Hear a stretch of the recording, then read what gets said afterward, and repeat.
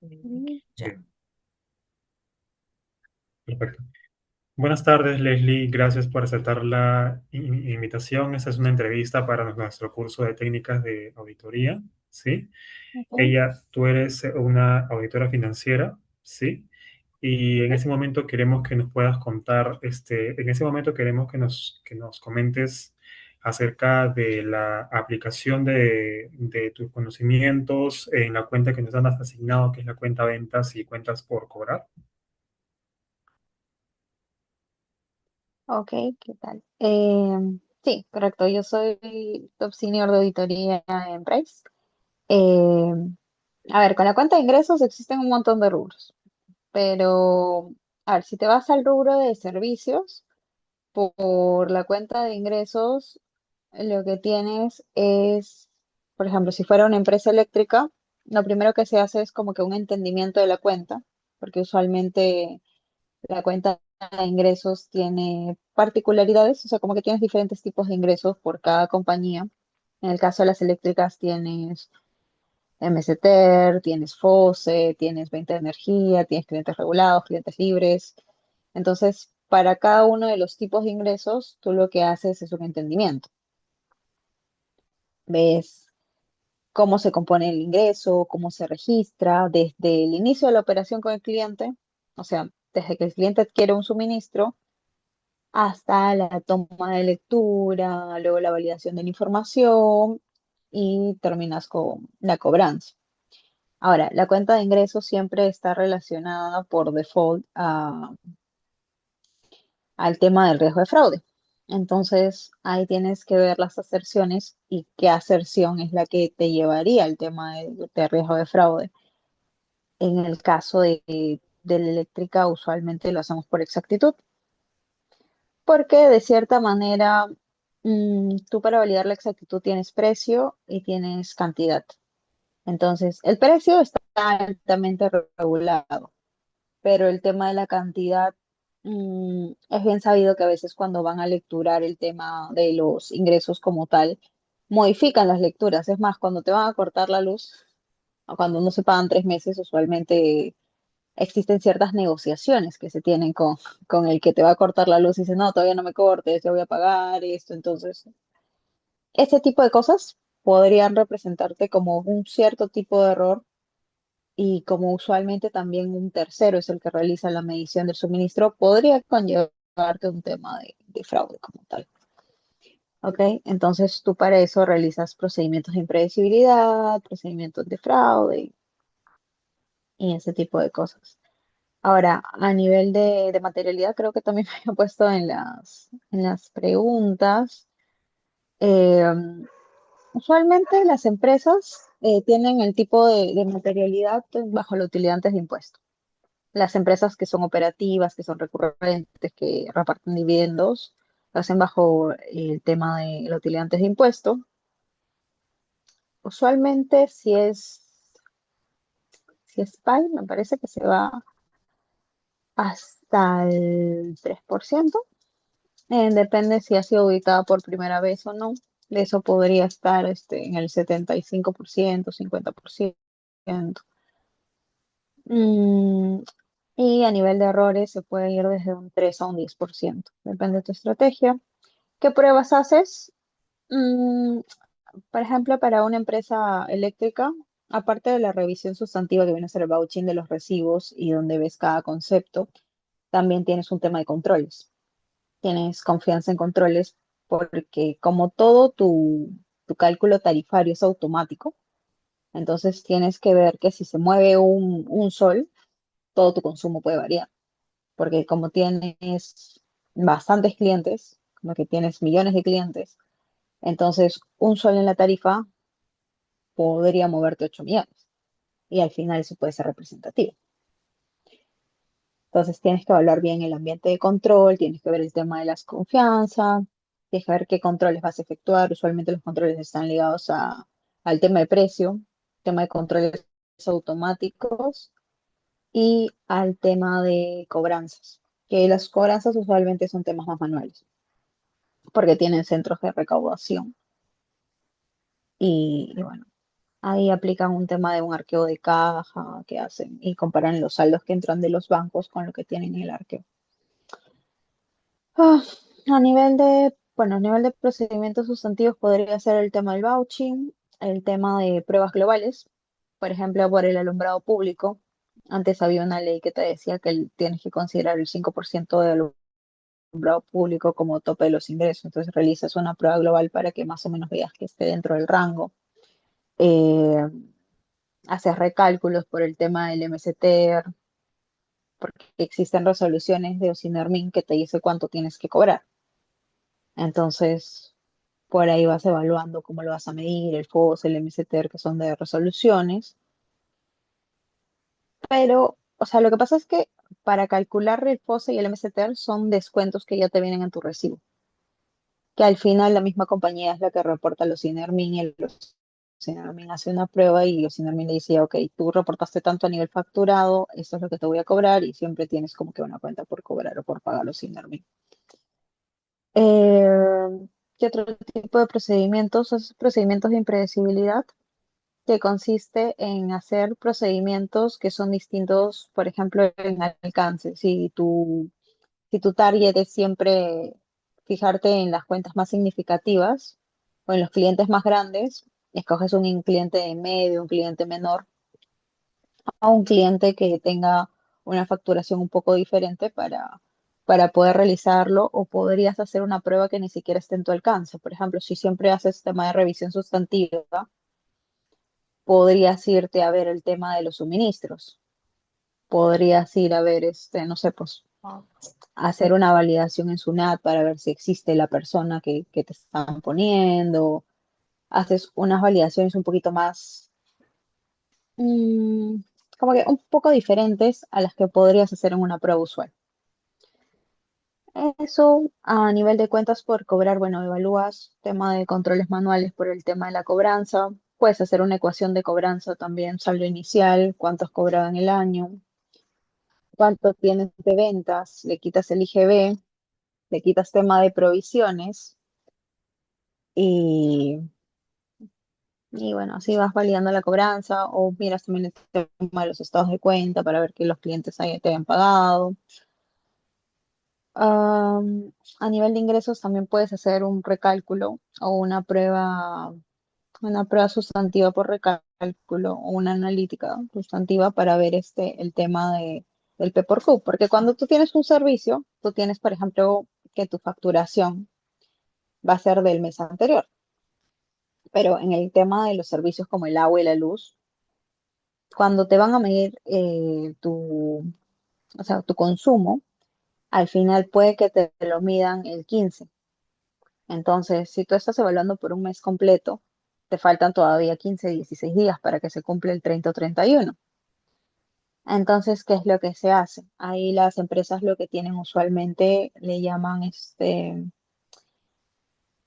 ingresos no facturados, que es una prueba que al final consiste en cuánto fue tu lectura del año pasado, o sea, cuánto fue tu lectura el mes anterior. No sé, digamos que estás en diciembre, ¿ya?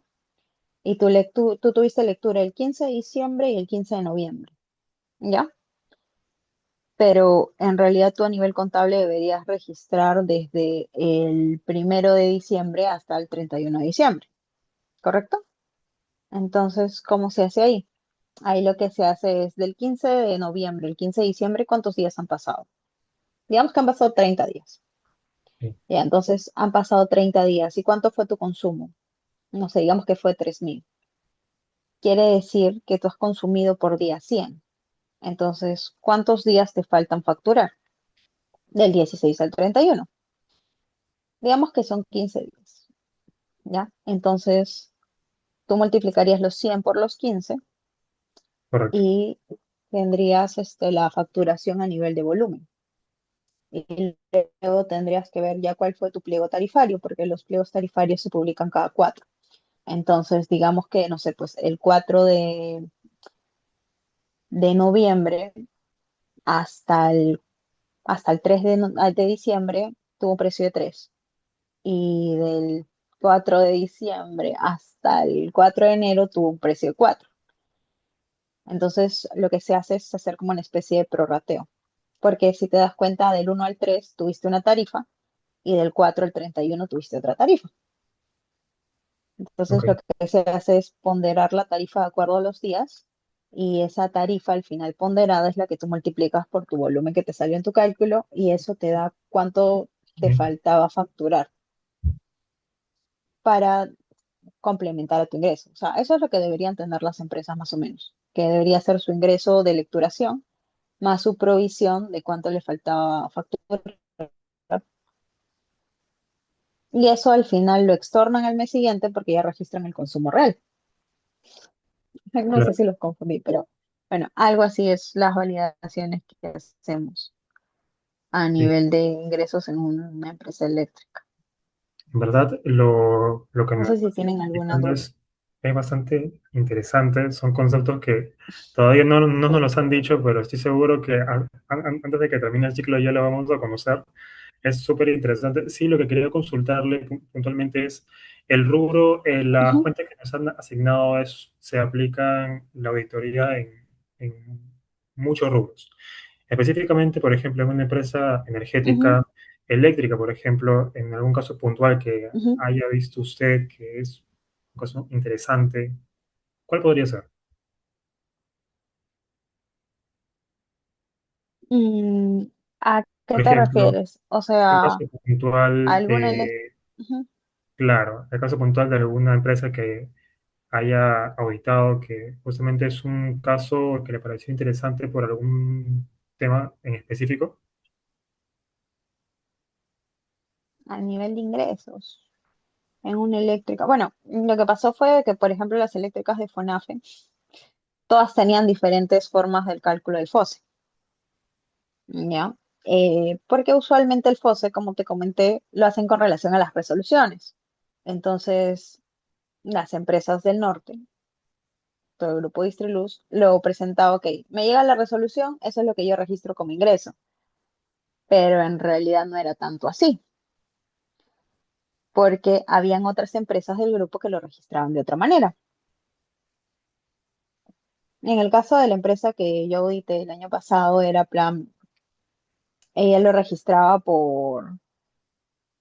Lo que pasa es que el FOSE, más que ser un ingreso, es como un descuento. O sea, el FOSE es algo que se le da a las personas de algunas comunidades, se les da como un descuento. Me parece que es por la tarifa BT5. Entonces, le das un descuento a esas personas y como les das un descuento, al final asume Sinermin ese descuento. Entonces, cuando, cuando te dan ese descuento, o sea, lo que hacía la empresa en la que estaba era registraba el precio como si tuviera con descuento y después añadía el descuento del fósil y lo presentaba en una línea aparte. Que en teoría es correcto. ¿Por qué? Porque en realidad tu ingreso, ¿cuánto debe ser? 100. Digamos que el descuento del FOS es 20. Entonces, ellos lo que registraban era 80. Y luego le añadían el FOSE porque en realidad tu consumo siempre debió ser 100.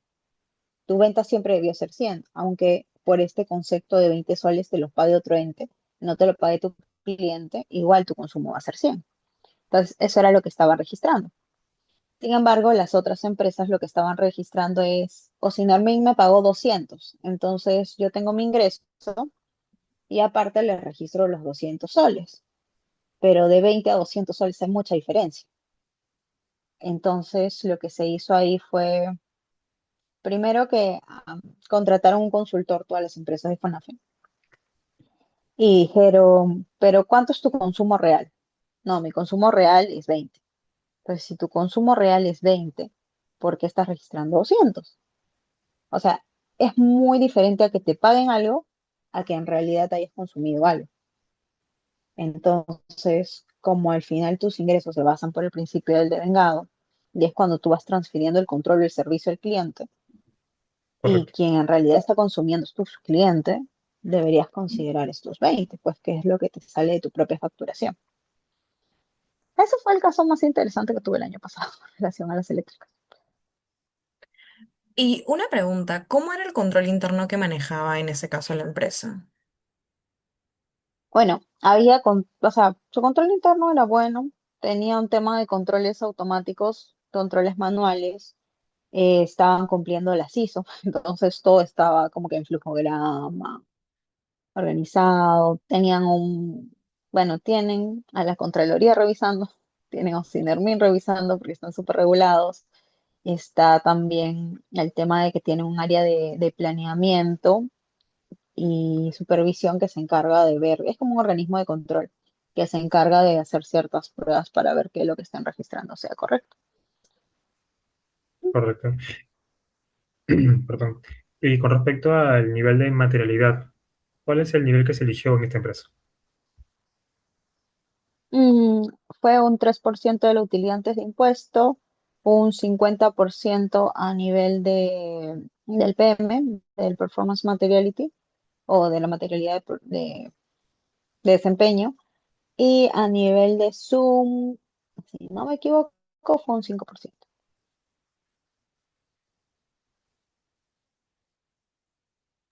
Oh, entiendo. ¿Y qué Fue el aserciones financieras? 50%, ajá, Perdóname. no te preocupes, fue un 50%, de repente le sirve saber de que fue primer año. Antes había sido auditado por EY y ahora estaba siendo auditado por nosotros. Entonces, al ser primer año de auditoría, tu nivel de PM también es el más bajo. O sea, puede subir, pero como era una empresa del Estado, que usualmente tienen, o sea, usualmente las empresas del Estado tienen algunos temas, era el cliente nuevo, cliente de riesgo, entonces por ahí sí se fue con el 50% el año pasado. Ujú. Ahora sí, ¿me vas a preguntar algo? Ah, sí, quería saber cuando auditan esta clase de empresas, ¿cuál es la estrategia definida que ustedes eligen y por qué? Ujú. Ok, para las empresas eléctricas, la estrategia que definimos fue mixta, fue tanto de confianza en controles como en sustantivas. El primer año fue confianza parcial en controles y sustantivas.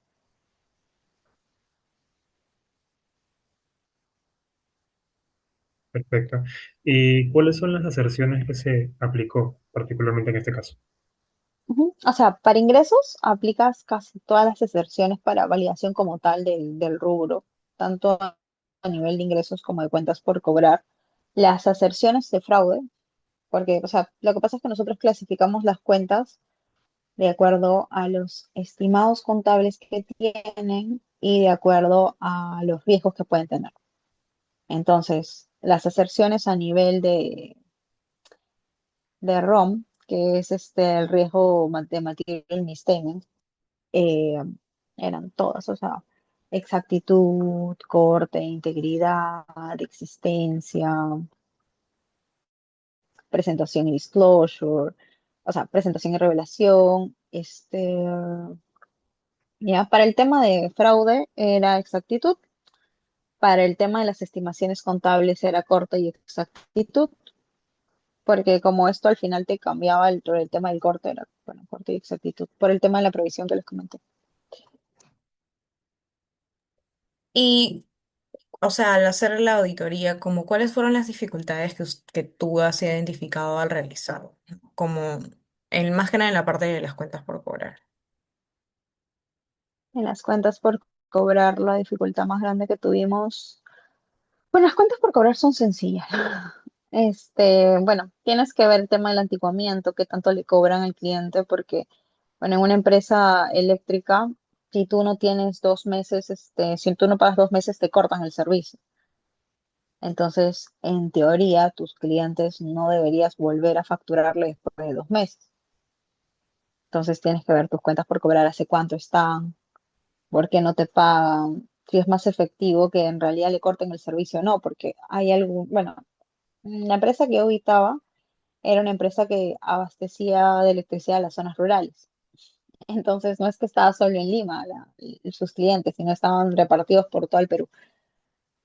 Entonces, ¿qué es más efectivo ahí? ¿Cortarles el servicio? ¿Es el tema de eh, no, porque me sale más caro, ahí tengo que viajar, tengo que ir, no sé, pues en lancha, si queda en la selva, tengo que buscar el punto y después cortarles, y son gente que no tiene para Claro, necesariamente para comer, entonces ahí es como que se va evaluando el tema. adecuando Las a pruebas la son sencillas, situación. lo difícil, ajá, lo difícil es adecuar a la situación y conocer el negocio. porque yo creo que lo importante para planear una estrategia de auditoría es tratar de conocer todo el procedimiento del reconocimiento, Claro. compararlo con la norma para ver si es aceptable, no es aceptable, está bien a nivel de NIF 15 o no, dónde se efectúa la transferencia de control y por ahí también ver los riesgos y ver cómo te impacta eso en tu estrategia. Claro que sí. Y tanto en las cuentas por cobrar o en la cuenta de ventas, ¿en qué etapa de la auditoría se realizaron las pruebas? En la etapa de planificación, en la etapa prefinal o final, tal vez. Ujú. Ya, a ver.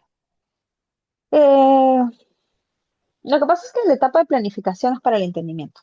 Lo primero que haces es entender, reunirte con las gerencias, ver si tienen nuevas transacciones, si tienen nuevos clientes. Por ejemplo, ahorita tiene clientes libres. El año pasado no tenía. Que quiere decir que tienen clientes con tarifas especiales. Entonces, planificación, entendimiento total, puedes hacer analíticas, puedes ver cómo funciona la empresa y te ayuda un poco a definir tu estrategia de auditoría.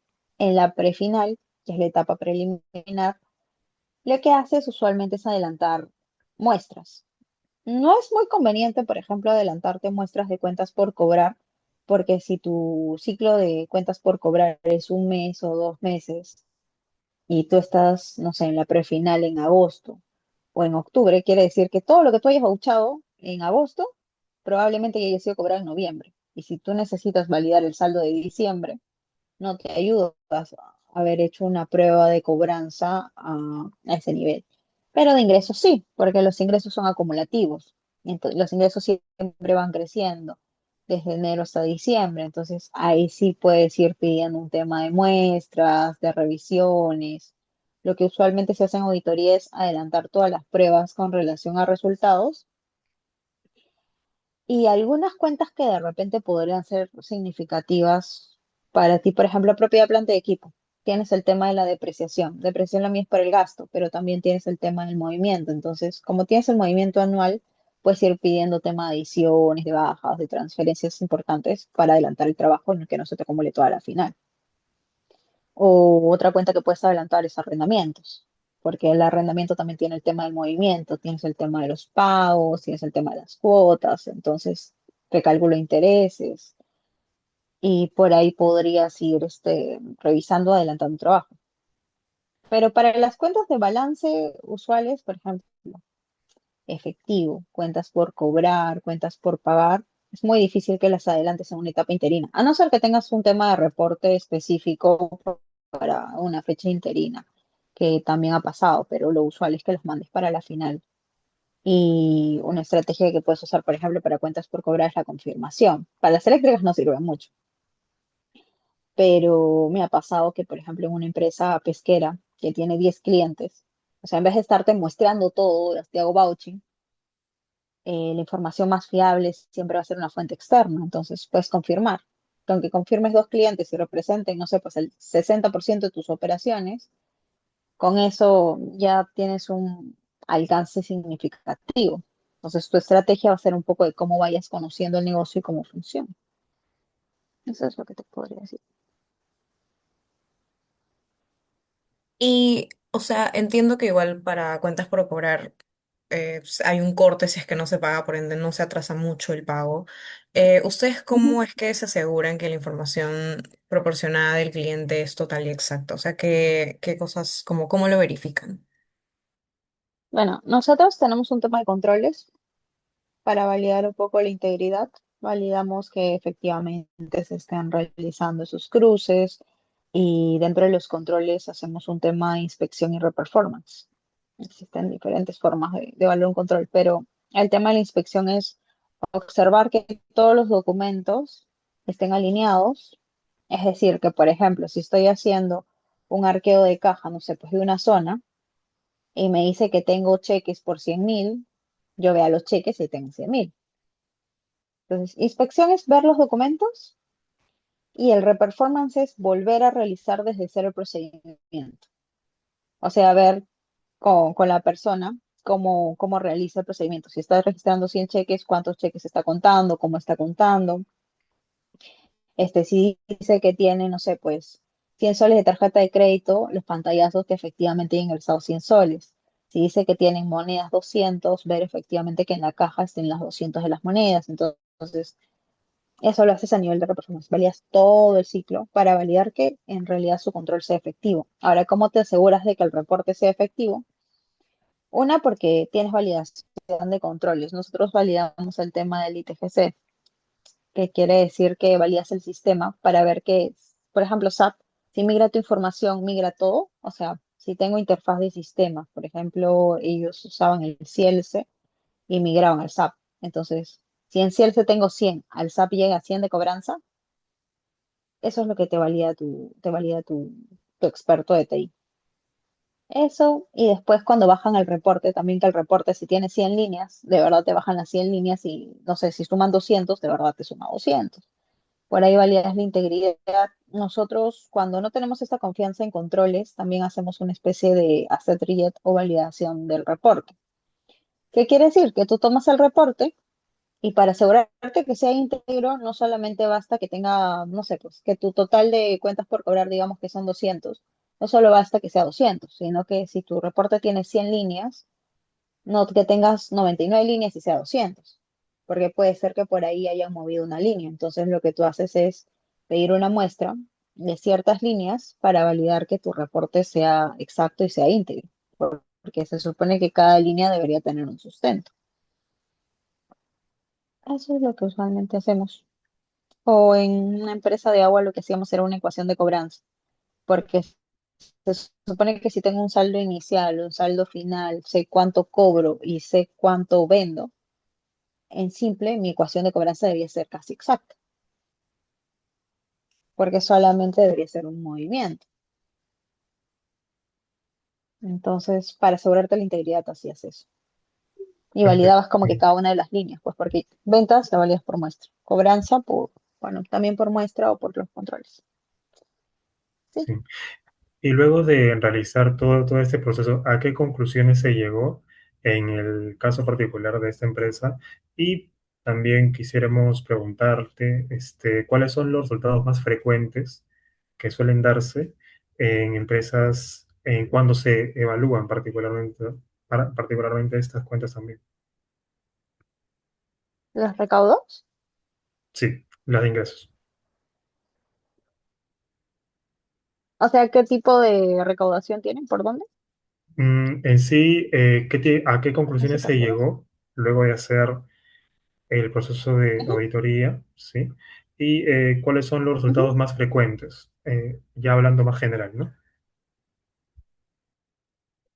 Ok, resultados. Ok, ya. De conclusiones, bueno, que era razonable lo que había en el rubro de ingresos. No se encontró diferencias significativas. Es más, cuando se revisó a nivel de FONAFE cómo estaban registrando las cosas, el consultor, aparte de nosotros, también les dio el ok a la empresa en la que estábamos. A las otras les hizo corregir cómo estaban registrando sus ingresos. Entonces, por ahí también como que te deja un poco más tranquilo. Igual nosotros también lo evaluamos a nivel interno con nuestros consultores, pero llegamos a la conclusión de que los procedimientos que realizaba la compañía y sus saldos eran razonables. ¿Qué es usual a nivel de ingresos? Lo usual es que siempre salga razonable, la verdad, a nivel de ingresos, a no ser que tengas un tema muy crítico. Por ejemplo, un cambio de norma, un cambio de estimación, pero hasta ahora a nivel de ingresos nunca he visto un tema de fraude. Mm, Serían Lo he casos visto en muy otros rubros, extraños, pero en ingresos no. Sí, casos muy es muy raros. extraño que a nivel de ingreso sí, no he visto. Perfecto, Ujú. Leslie. Esas eran todas las preguntas que queríamos consultarte. Te agradecemos bastante por habernos apoyado con esta entrevista. Sí, muchas Eh, gracias, Leslie. sí, y por el tiempo Yo también. también soy de la UPC, así que, bueno, ya, ok. Ya, muchas Perfecto. gracias, chicos, también. Cualquier Eso cosa me avisan. sería Hasta todo. luego. Ay, gracias, de verdad, Gracias, gracias. Leslie. Listo, Bye. Gracias, hasta luego. cuídate. Cuídate. Amigo, espera, ¿cómo dejo de grabar? Bueno, yo estoy en el web. Yo no tengo descargado. Ay, no sé qué hicimos, pero creo que lo hicimos bien. Ah. Bueno, stop recording.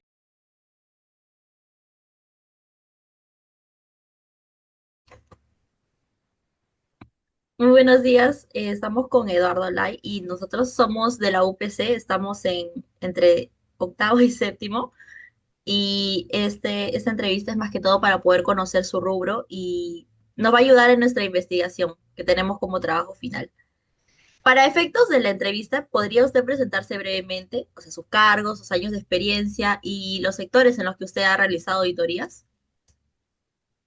Sí, claro, gracias, gracias por la invitación, por este pequeño espacio para compartir algunas experiencias. Yo soy Eduardo Lay Vergara, yo soy contador público egresado de la Pontificia Universidad Católica.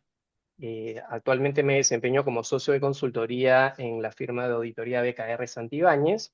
Y yo ya llevo cerca de 30 años de experiencia profesional en lo que es auditoría financiera, consultoría, implementación de NIF, gestión de riesgos y control interno, todo lo que está vinculado con temas de auditoría, ¿no?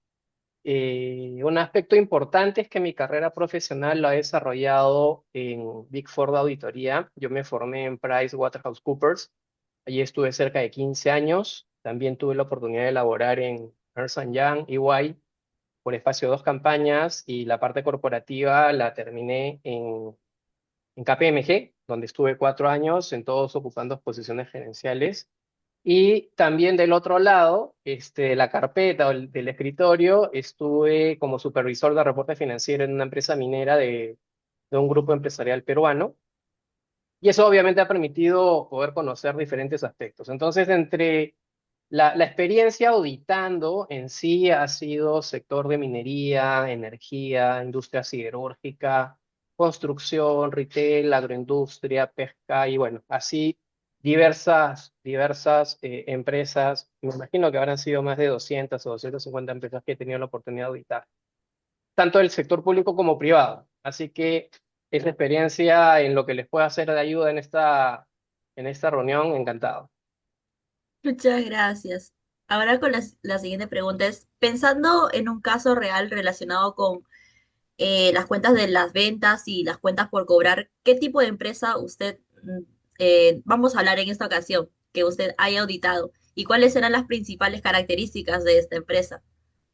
Ya, de acuerdo. A ver, no voy a hablar de una empresa en específico, pero sí de un sector. En este caso, Ya. yo creo que lo último o lo más cercano es el sector minero, que es un sector económico que acá en el Perú tiene bastante importancia y sobre todo por el volumen de inversiones que hay.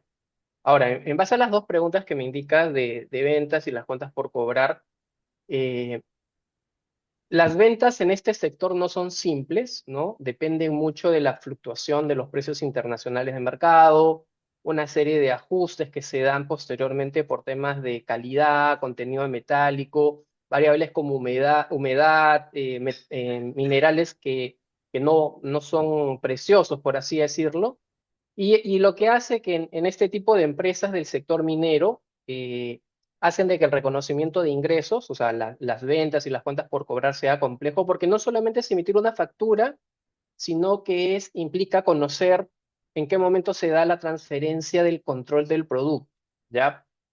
Acuérdense que mayormente son temas de exportación, ¿cierto? Probablemente hay alguna venta local, pero mayormente estamos hablando de un rubro en donde hay que trasladarlo al exterior. Mercados internacionales como Europa, China o Estados Unidos. Entonces entran términos que se denominan los Incoterms, que seguramente ustedes los han escuchado. Y eso es mayormente comercio marítimo, ¿no? Por avión o terrestre muy poco, mayormente es marítimo, y ahí es importante definir en base a esos contratos dónde se transfiere el control y definir el reconocimiento del ingreso de acuerdo a la NIF 15. Entonces, eso me parece que es un tema importante, y por las cuentas por cobrar, la evaluación del deterioro, ¿no? Sustancialmente de la incobrabilidad, pero yo creo que en estos mercados son muy pequeños ese riesgo porque estamos hablando de jugadores importantes en los que tienen una inversión de capital importante. Donde sí pudiera haber algún riesgo de incobrabilidad sería con estas ventas que se realizan con empresas locales o pequeñas en donde hay un cierto nivel de, no digo informalidad, pero sí no de respaldo de capital de trabajo que puede generar alguna exposición particular, ¿no? Ahí está bien, gracias. La siguiente es, ¿cómo es el sistema de control interno relacionado con las ventas y las cuentas por cobrar? ¿Hay fortalezas, debilidades durante estas evaluaciones? Sí, mira, estamos hablando actualmente de empresas que están, del contexto que estoy hablando, de empresas que están registradas en la SMB o que tienen matriz del extranjero. Estamos hablando de empresas formales, ¿cierto? Que son empresas medianas o de gran envergadura.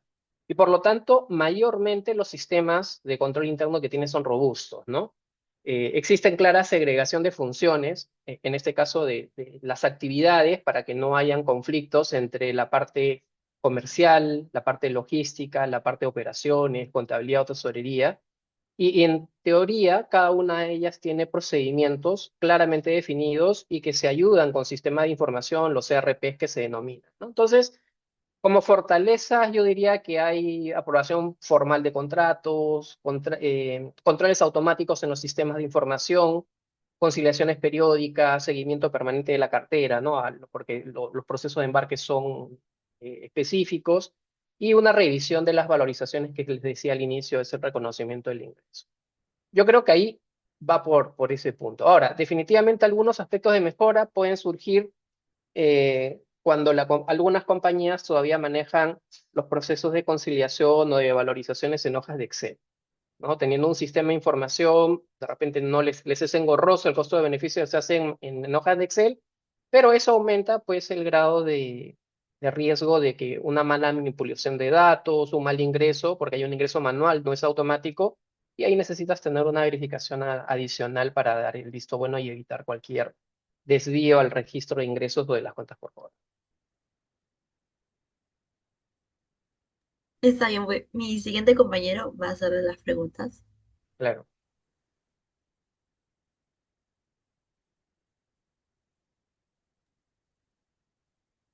A ver, con base a en esta evaluación, ¿cómo calificó el nivel de riesgo del rubro y cómo influyó en la estrategia de auditoría que decidió aplicar? Mira, en general cualquier riesgo o cualquier riesgo vinculado a reconocimiento de ingresos siempre va a ser significativo, si no es el más importante.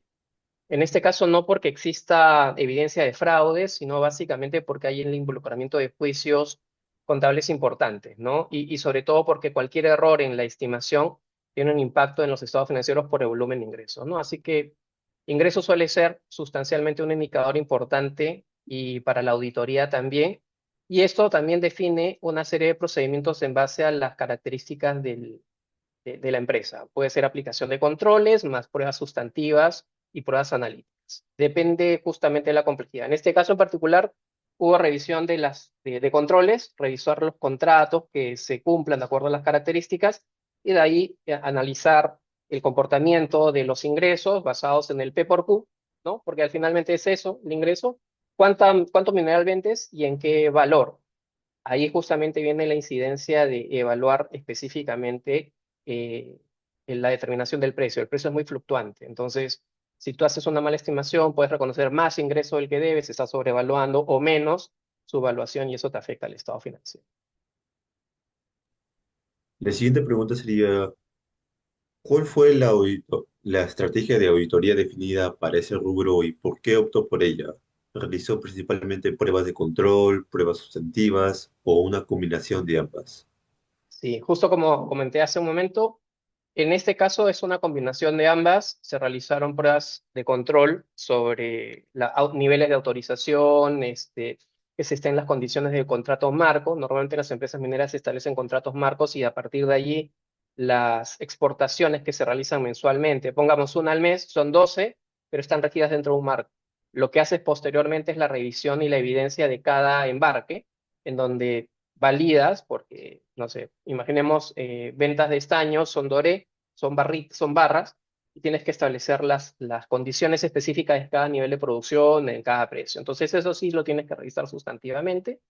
Lo que sí es importante mencionar de que no se aplica un solo procedimiento, son varios, para poder establecer y validar los objetivos de auditoría, o las aserciones, creo que las llaman en este caso, en algunos casos, ¿no? La siguiente pregunta sería, ¿cómo determinaron la materialidad para esa empresa? ¿Qué criterio utilizaron? ¿Utilidad, ingresos, activos u otro? ¿Y por qué es el Claro, más adecuado? de acuerdo. Mira, la materialidad hay que entenderla de dos criterios. La materialidad que utiliza el contador para preparar los estados financieros, que no tiene que ver con la materialidad que define el auditor para la determinación de su alcance de procedimientos y sobre los cuales tú vas a emitir la opinión. Esta materialidad que definimos como auditoría financiera está enfocada sustancialmente a establecer qué umbral de error pudiéramos considerar que no va a afectar la lectura del estado financiero. Recuerden que la auditoría es una opinión basada en la razonabilidad. Pueden haber pequeños errores, vamos a ponerlo así, pero no debieran tener un impacto importante. Lo significativo sí tiene que estar corregido, ¿ok? Entonces, ¿por qué? Porque hacemos una serie de pruebas selectivas, es un tema inherente en este caso, ¿ok? Nosotros no emitimos una opinión sobre el, el 100% de las transacciones, sino sobre las más significativas. Entonces, basado en ese tema de materialidad, tú determinas la materialidad que va a impactar tu opinión y sobre la cual vas a determinar tus pruebas de auditoría, que son dos distintas e diferentes.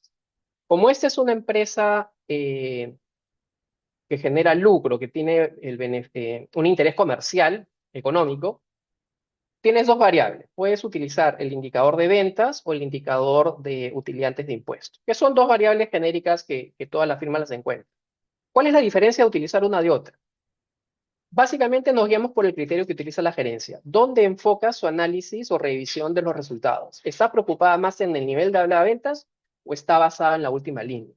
Y eso dependerá de la expectativa que tenga cada compañía. Entonces, alineamos nuestra expectativa con la gerencia, revisamos si es consistente con el riesgo que tenemos nosotros y aplicamos. En este caso, lo utilizamos en función a los clientes de impuestos, ¿no? Un factor que es un rango en función a la fortaleza del control interno, los resultados de auditorías de años anteriores, cómo viene actualmente el año y la sensibilidad que se hayan habido en cambios en el sistema de control interno, y allí es donde determinamos ese umbral de materialidad. Utilizantes de impuestos, pero otras empresas podrán utilizar ventas, otras empresas podrán utilizar total de activos, pero el criterio en este caso tiene que estar adecuadamente documentado, porque cualquier revisor viene y va a decir, ¿por qué utilizaste A y no B? Por estas razones. Y con eso, mientras esté adecuadamente documentado, no va a haber problema. Eh, ¿Cómo determinaron cuáles fueron las aserciones financieras más importantes para ese rubro y por qué consideró que eran las de mayor riesgo? Ya, ya, acá ya estamos centrando sobre los procedimientos que tú efectúas. Claro, uno los diseña y uno dice, bueno, estoy cubriendo los saldos. Pero recuerden que las aserciones son estas manifestaciones que da la gerencia implícitamente sobre los saldos. Y en este caso, mencionaría cuatro principales, que es la aserción de existencia o ocurrencia, asegurarse que las ventas realmente existieron y por tanto las cuentas por cobrar se reflejan adecuadamente. Exactitud, sobre todo para que los cálculos estén adecuadamente determinados. Corte o periodo correcto, sustancialmente para que todas las transacciones se registren en el periodo adecuado, no solamente por la facturación, como dije al inicio, sino en función al reconocimiento de NIF 15, que yo puedo haberlo facturado hoy, pero realmente la mercadería se entrega al mes siguiente. Entonces, tengo que hacer un encuadre específico en base a unas pruebas y la evaluación, ¿no? En este caso, por ejemplo, moneda extranjera, que está el tipo de cambio correcto, el precio del mercado, el precio internacional del metal sea el que corresponda, y eso es fundamental para poder determinar. Creo que esas cuatro son las principales, hay más, dependiendo si vas a revisar estado de situación financiera o estado de resultados, las asociaciones cambian, pero esas cuatro creo que serían las principales a mi primera vista. Ok, continuando con la ronda de preguntas, ¿en qué etapa o etapas de auditoría realizó las pruebas, planificación intermediaria, prefinal o final, y por qué decidió efectuarlas en ese momento? A ver, es importante establecer primero la etapa de planificación, que es donde haces la concepción de cómo vas a establecer, es tu mapa de ruta, ¿cierto? Y la aplicación de los procedimientos lo haces en una visita prefinal o en una visita final. ¿Cuál es la diferencia? Sustancialmente que en una adelantas procedimientos y en otras haces el cierre. Las características van a depender de la disponibilidad de la información, qué tan complejo sea el procedimiento a revisar, qué tan próximo tengas que reportar, también eso es importante. Pero En estos casos lo hemos basado en dos etapas. Avanzamos una en la prefinal, hacemos el avance de transacciones, pongamos hasta septiembre, y complementamos con analíticas y algunos procedimientos sustantivos hasta diciembre, 3 meses, ¿no? Entonces ahí tienes un procedimiento de avance. Era lo general.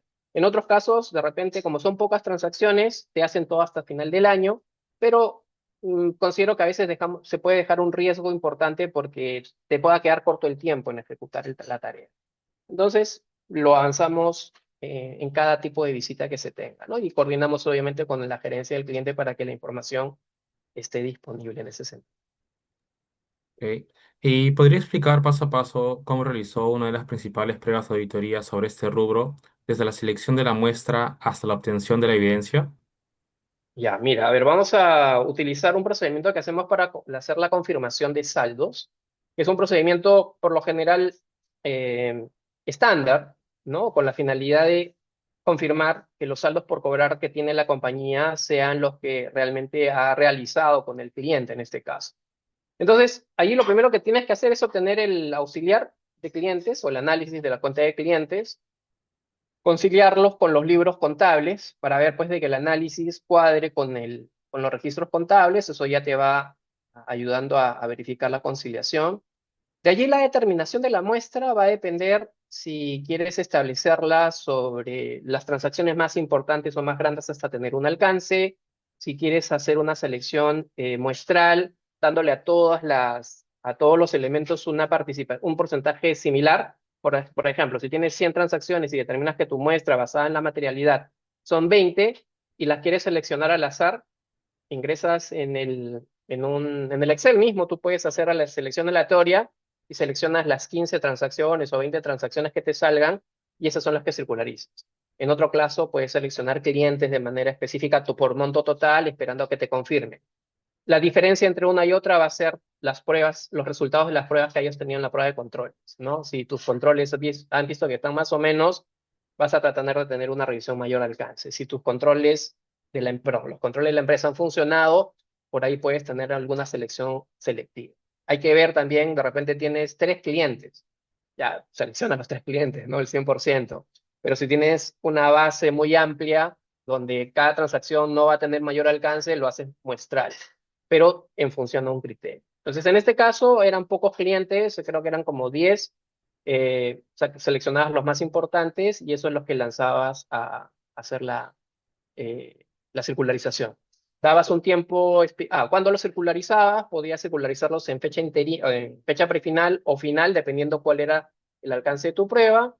Esperabas un tiempo prudencial a recepcionar la respuesta por correo. Bueno, antes era por fax, por mail, ahora todo pues lo recibes por WhatsApp inclusive. Cotejas los saldos, ¿no? Y tiene que venir un detalle, porque no solamente es que te digan, debo $1 millón, sino tiene que venir el saldo también, el detalle. Haces el cruce, primero verificas también que el envío venga de una fuente directa. Me ha pasado que he recibido información que es falseada. O sea, el cliente eh, elaboraba la información, no la minera, es otro, ¿no? En donde tú veías y esto a leguas era pues un armado de algo, ¿no? Y bueno, alguien dijo de que se habían equivocado, que era una respuesta que se había preparado como formato, pero ahí es donde tenemos que inclusive revisar, eh, tener una perspectiva de mirada bien escéptica, ¿no? O sea, corroborar siempre, ¿no? Me llegó la respuesta, cursa, no, fíjate hasta el correo de dónde viene, ¿no? Entonces, esas cosas ya son olfato, se podría decir, de auditor para poder detectar esas pequeñas cositas. Bueno, llega la respuesta, concilia. Si hay diferencias, buscas aclarar. No es que la respuesta esté mal, sino que alguien tiene que tener la posición adecuada o correcta. Entonces, es interpretar con el cliente, no es nuestra responsabilidad conciliarlo, es responsabilidad del cliente porque son saldos que tienen con el cliente y una vez que ya quede solucionado, evaluamos cuál puede ser el impacto en el estado financiero. O se corrige lo que tiene la empresa que estamos auditando o consideramos como válidos los saldos del cliente y proponemos los ajustes correspondientes en este caso. Recuerden que cuando proponemos los ajustes, el cliente los puede aceptar o no. Pero si el cliente los acepta, bacán, seguimos con nuestro procedimiento. Si no los registra, evaluamos el impacto y si afecta nuestra materialidad, eventualmente estaríamos calificando nuestro dictamen. Eso tiene toda esta secuencia. Y finalmente documentar siempre en nuestra hojita de resumen de conciliaciones las diferencias encontradas, los resultados. Y si no llega una prueba de audit, o sea, si no llega una respuesta, tenemos que hacer los procedimientos alternativos, ¿no? Primero verificar las cobranzas, porque la idea es que tú verifiques que se ha realizado, o sea, que has efectivizado la cuenta por cobrar en dinero. Y si no la has cobrado aún porque el plazo todavía no vence, verificas que la transacción sea real a través de la documentación de sustento, ¿no? Despacho, envío, recepción, los términos de contrato, entre otros, y dejas evidencia de revisión. Entonces, ahí puedes tener la existencia, la validación, temas contractuales, la cobranza posterior, y son elementos que hacen una sola prueba, ¿no? En este caso. Ok.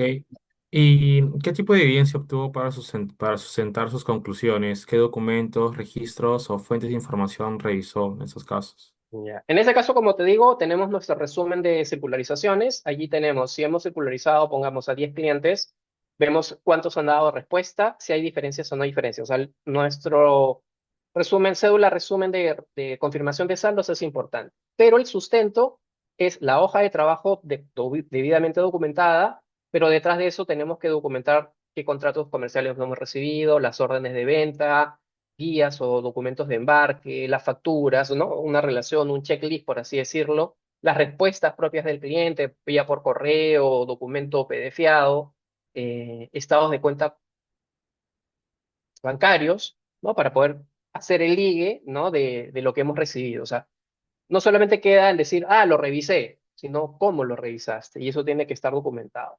Lo pongo así, el papel tiene que hablar por sí solo, ¿no? El papel de trabajo. Eso implica de que cualquier persona de las que, por ejemplo, yo elaboro el papel de trabajo y ustedes son mis revisores, cualquiera de ustedes reprocesa lo que yo he hecho y tiene que llegar a la misma conclusión que yo. Si se comienzan a preguntar, ah, pero ¿de dónde lo viste esto? ¿Y cómo lo consultaste? Entonces el papel no es claro y deja dudas que realmente hayas hecho el trabajo. Entonces en auditoría tiene que quedar tan claro que a nadie le quepa dudas que lo has hecho. Por ahí la duda de entender qué hiciste y lo puedes explicar, pero el papelito tiene que hablar por sí solo. Eso es importante. Claro, comprendo, Eduardo. En este caso, ¿cuáles crees que han sido las principales dificultades o limitaciones que has encontrado en esta clase de ejecución de las pruebas, ¿no? ¿Y cómo has logrado resolverlas? Ya, mira, como estamos hablando del sector minero, normalmente uno de los retos principales es que muchas operaciones pueden que permanecer abiertas al cierre del ejercicio o al cierre de cada periodo contable. ¿Por qué? Porque como estamos hablando de tema de exportaciones que les dije al inicio, el tema de la exportación puede tomar 15, 20, 30, 45 días en llegar al puerto de destino, ¿cierto? Entonces, dependiendo del Incoterm, puede tener alguna consideración distinta al reconocimiento del ingreso. Entonces, el cliente puede tener la mejor orientación, la mejor perspectiva, pero ahí es donde viene nuestra validación. El cliente puede haber interpretado algo de manera indebida o incorrecta, y para él está bien. Y ahí es donde tenemos que entender primero el fundamento de por qué lo considera de esa manera, lo reprocesamos, y si vemos que no se alinean los requerimientos de la norma o los términos comerciales, tenemos que proponer la corrección, ¿no? O ver por qué no lo hizo. Ahí puede ser una interpretación del concepto técnico, la manera como lo han visto, vieron que de repente no tenía un impacto contable, esa es otra cosa diferente, pero tenemos que proponer siempre lo que sea lo más importante. Entonces, ese tipo de transacciones, como lleva mucho juicio profesional, creo que es uno de los principales retos, ¿no? Sobre todo porque también hay muchas variables que vienen, ¿no? El valor de precio, penalidades, condiciones variables, entre otros, ¿no? Claro, Eduardo. Y en este caso, ¿has detectado algún error común, diferencia o deficiencia importante durante las auditorías que tú haces, más que nada en ese sector? En el caso que sí, ¿cómo han sido comunicadas con la empresa y qué acciones se recomiendan o se suelen tomar? Mayormente creo que los errores, a ver, si lo comparo con las épocas en las que realizaba la auditoría, con las de ahora, pues ahora tenemos herramientas de sistemas que permiten identificar más prontamente cualquier desviación, ¿no? Pero, ¿dónde queda la sensibilidad? Es en la aplicación de juicio profesional. Entonces, si yo ingreso data incorrecta en un sistema, me va a alimentar información incorrecta al final, ¿cierto? Ahí es donde interviene el juicio, la persona, o sea, donde tienes que ingresar. Ahora hay inteligencia artificial inclusive para escanear el documento y automáticamente te complete toda la información, pero siempre queda en la base de la supervisión humana, pongámoslo así, en verificar los criterios. Entonces, a la pregunta en los errores o deficiencias, mayormente es cuando trabajas con mucha información manual, ¿sí? O sea, tus tablitas de Excel, puede hacer de que ahí hagas un copy-paste y jales una información que no es la adecuada, por lo cual ahí tienes que tener alguna fuente que te permita ver alguna desviación, ¿no? Ponte, aplicas un FOB y debería haber sido un SIF. Entonces ya tienes un cambio significativo en el concepto de reconocimiento del ingreso, ¿no? Lo que sí encontré en algún momento son diferencias en la aplicación de los valores, en la determinación del precio, o de repente aplicaron un precio promedio estándar, de repente del mes anterior, que era la única información que tenían disponible, y no utilizaron la información correcta de la fecha.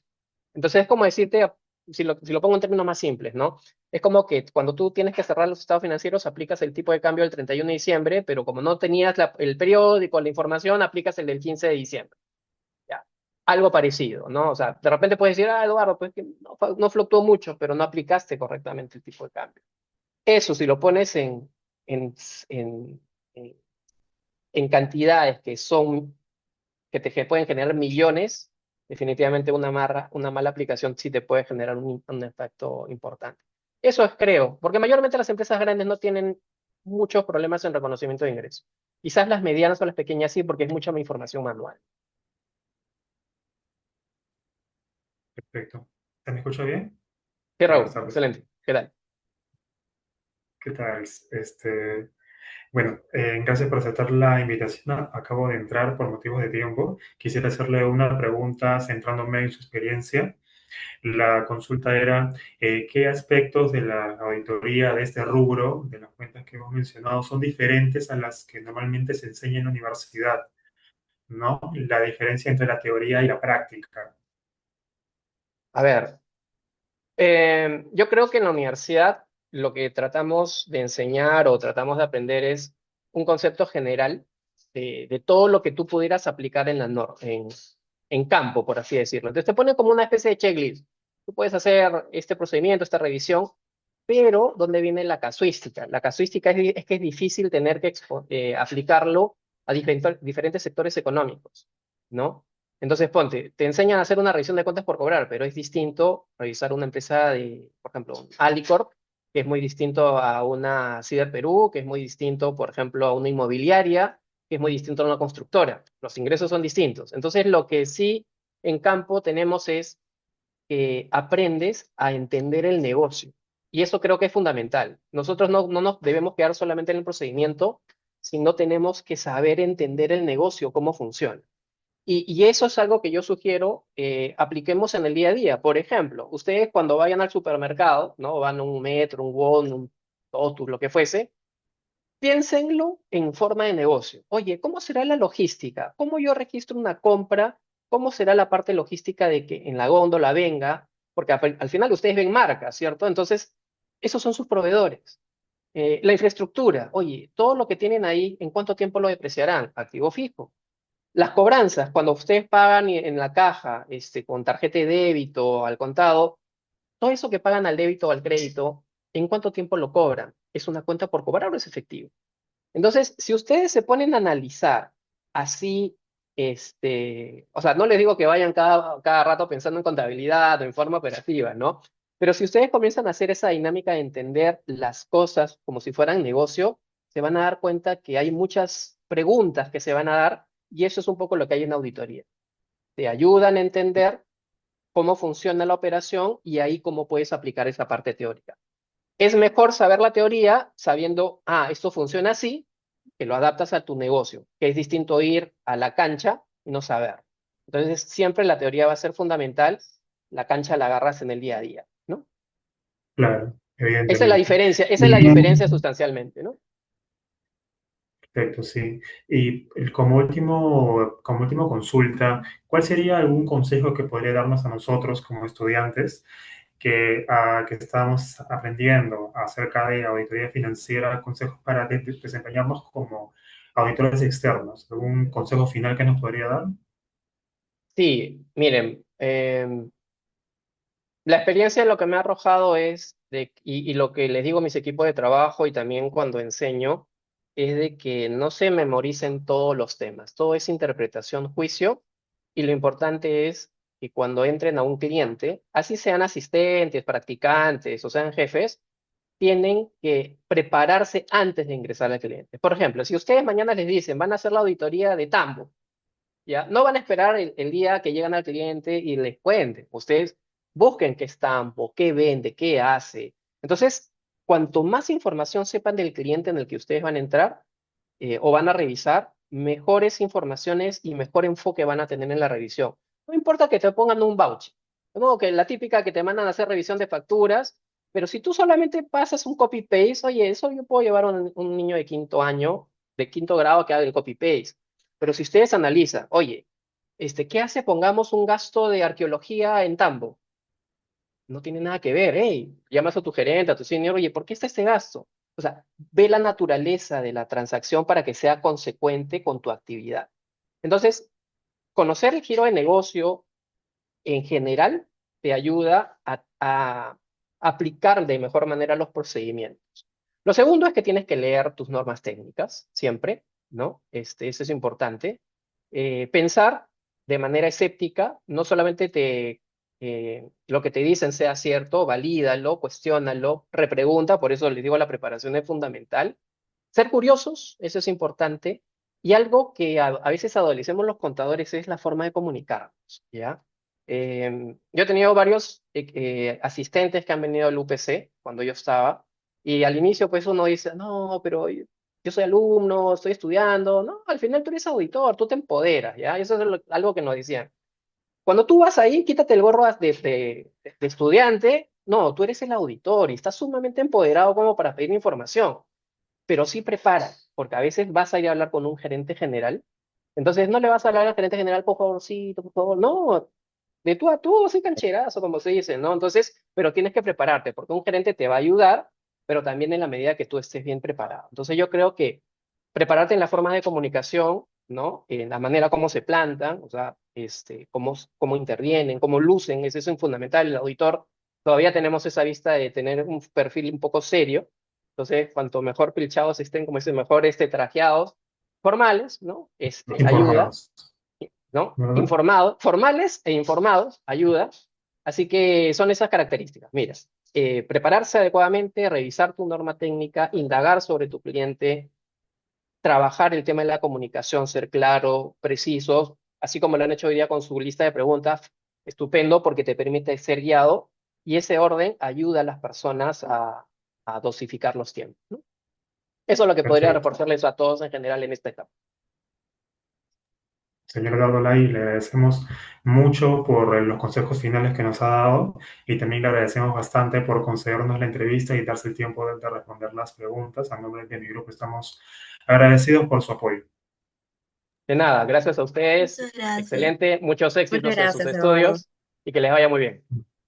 Gracias. Gracias, que Gracias. tengas un buen Listo, día. gracias también. Éxitos. Cuídense, chao.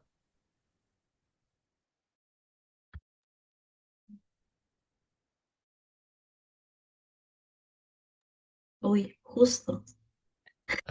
Uy, lo boté muy rápido, creo. Sí. No, no, está bien, porque él ya había terminado. Todo Ujú. bien. Solo hay que terminar la grabación, porque, bueno, yo no sé, yo no la grabé, Sí, sí, sí, entonces. yo la agrego.